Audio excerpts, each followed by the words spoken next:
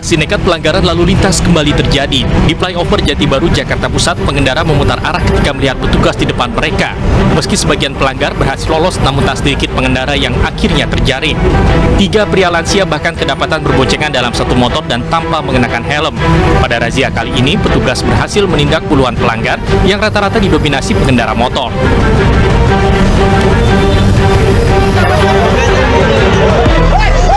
Seorang pria babak belur dihakimi massa setelah ketahuan mencuri sepeda motor di Kota Pekanbaru Riau.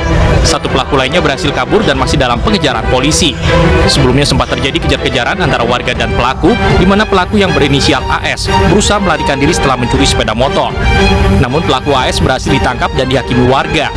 Modus pelaku berpura-pura sebagai pembeli sepeda motor. Begitu kendaraannya dicoba pelaku, selang beberapa menit motor langsung dibawa kabur tanpa transaksi jual beli.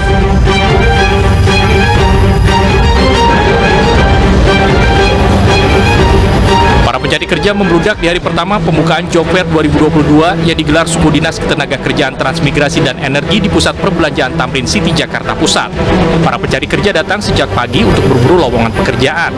Mereka berharap menjadi orang yang beruntung dalam kesempatan ini. Sedikitnya ada 40 perusahaan yang berpartisipasi dalam Job Fair tahun ini. Bursa kerja digelar selama 2 hari dan menyediakan 7.000 lowongan pekerjaan.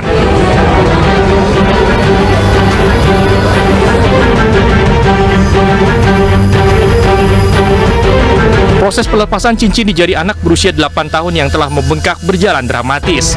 Petugas pemadam kebakaran dan penyelamatan Kota Bengkulu sangat hati-hati memotong cincin yang sudah lama melingkar di jari sang anak. Bocah perempuan ini terus menangis saat petugas berusaha melepaskan cincin sehingga perlu pendekatan khusus agar pemotongan cincin berjalan lancar. Berkat kecermatan petugas, cincin pun berhasil dilepaskan.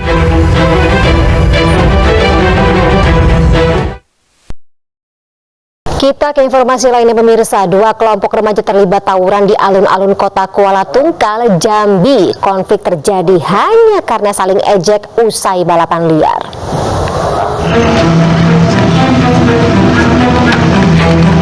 Tawuran antar remaja seringkali terjadi di jalan alun-alun lingkungan kantor Bupati Tanjung Jabung Barat, Kuala Tungkal, Jambi.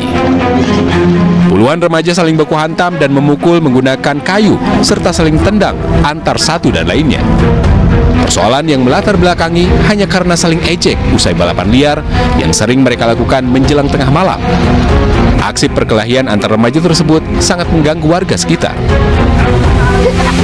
Lagi pula itu sangat mengganggu rasanya dengan kita yang stay di sini tuh kayak apa ya? Ada rasa ketakutan juga kalau itu terus berulang kan. Kayaknya sini ada beberapa kali sering terjadi yang seperti itu. Karena banyaknya remaja yang melakukan balapan liar di tengah malam, warga berharap pihak kepolisian rutin melakukan patroli di lokasi tersebut, terutama pada saat malam tiba. Kita ke informasi lainnya pemirsa, sesosok mayat bayi berusia 1 tahun ditinggalkan begitu saja oleh orang tuanya di rumah kontrakan. Diduga kedua orang tua ini tidak ingin mengurusi jenazah bayi mereka.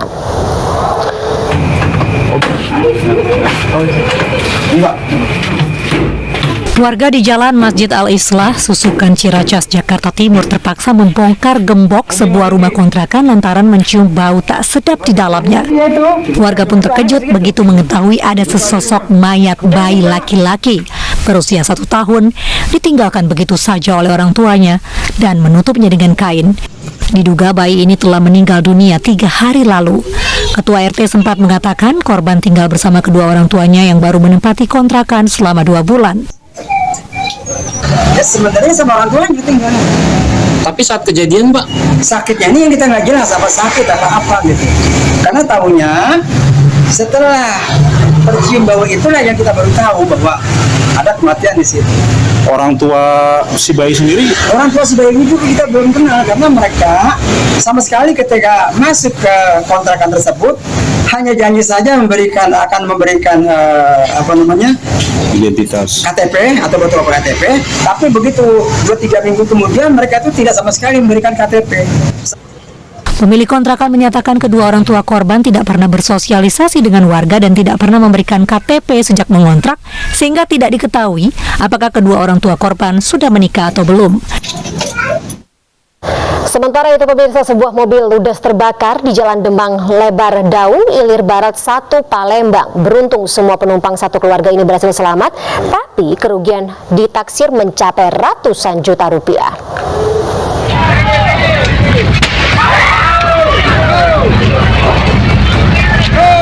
Sebuah mobil terbakar di tengah Jalan Demang Lebar Daun, Ilir Barat 1, Palembang, bahkan sempat terdengar ledakan dari dalam mobil. Kejadian ini membuat panik warga sekitar dan memacetkan arus lalu lintas. Warga sempat ingin membantu memadamkan api, namun tidak ada yang berani mendekat karena takut mobil akan meledak. Beruntung petugas pemadam kebakaran segera datang dan dengan cepat memadamkan api. Pemilik kendaraan dan keluarganya selamat dalam musibah ini. Dari ban kanan. Dari ban kanan. Asap atau api nggak? Api lah ya. Api ya. Itu tadi dari mana nak kemana Pak? Dari Bang Raya. Nak ke? Nak pindah rumah. Oh nak makan pindah rumah. Iya, nak makan. Sempat di sininya memang. Saya sempat ngisi minyak di pom bensin Demang itu.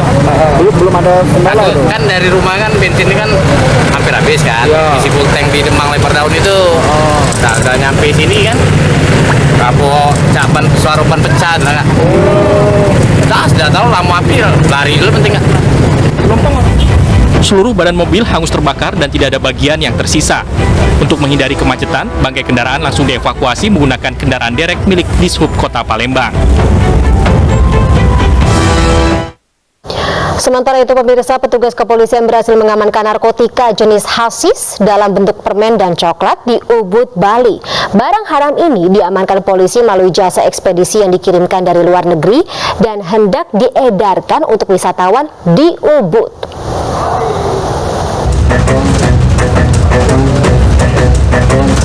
Petugas kepolisian dari Satuan Reserse Narkoba Polres Gianyar bekerja sama dengan Bea Cukai setempat berhasil mengamankan narkotika jenis hasis seberat 1 kg lebih dalam bentuk permen dan coklat di wilayah Ubud, Gianyar, Bali.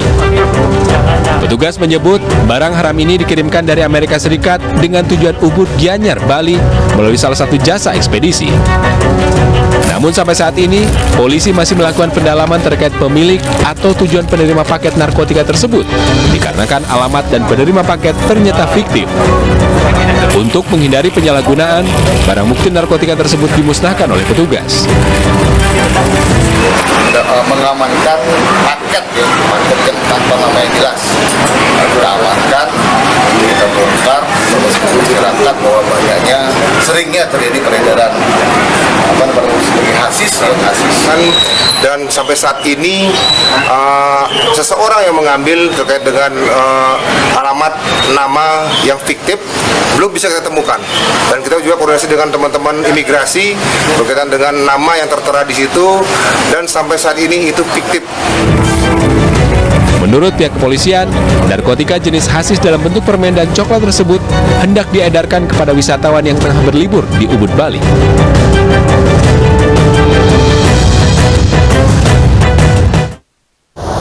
Kita beralih ke informasi lainnya pemirsa. Pasangan suami istri ditemukan tewas bersimbah darah sementara anaknya terluka parah. Diduga satu keluarga ini menjadi korban perampokan karena uang belasan juta rupiah ikut raib.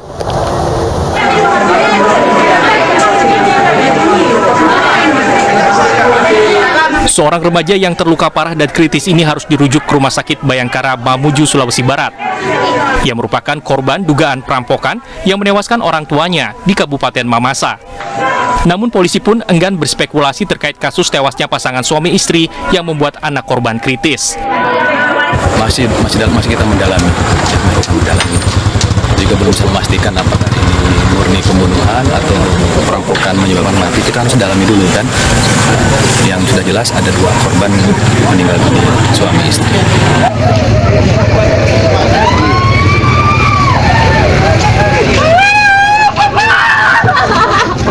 Sebelumnya, Kepala Sekolah SMA Negeri 2 Buntu Malangka dan istrinya ditemukan dalam kondisi tidak bernyawa di rumahnya pada Minggu pagi. Hasil pemeriksaan polisi, ditemukan sejumlah luka di bagian tubuh kedua korban. Sementara anak korban menderita luka parah di bagian kepala akibat pukulan benda tumpul. Peristiwa ini berawal dari temuan putri korban yang sedang tertidur di kios di depan rumahnya. Ia terbangun ketika mendengar suara rintihan adiknya.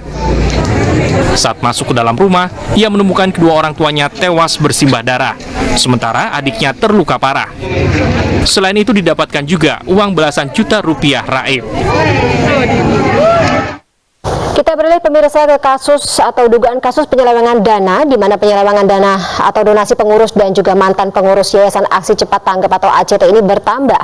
Polisi mengungkap fakta baru penyelewengan dana ini bertambah menjadi 107,3 miliar rupiah.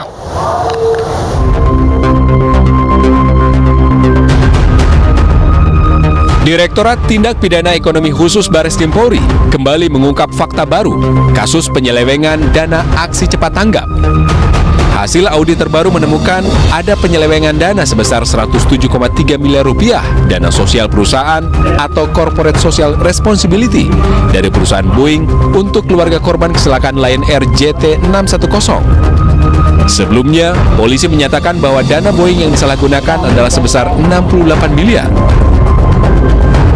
Dari hasil pendalaman penyidik Bareskrim Polri dan tim audit bahwa dana sosial Boeing yang digunakan tidak sesuai dengan peruntukannya diduga sebesar 107,3 miliar.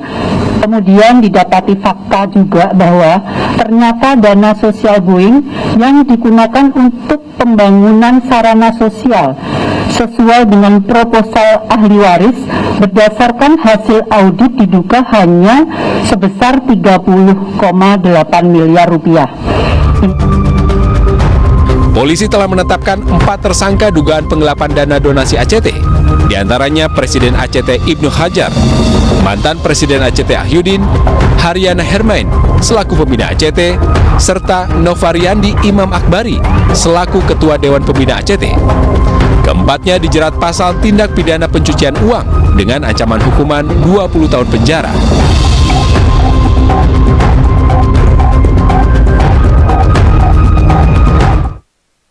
Ya pemirsa, sementara itu hari ini aksi dorong terjadi saat Ketua Umum Gerindra Prabowo Subianto dan Ketua Umum PKB Muhaimin Iskandar hendak memasuki gedung KPU. Sesaat lagi informasinya kami hadirkan.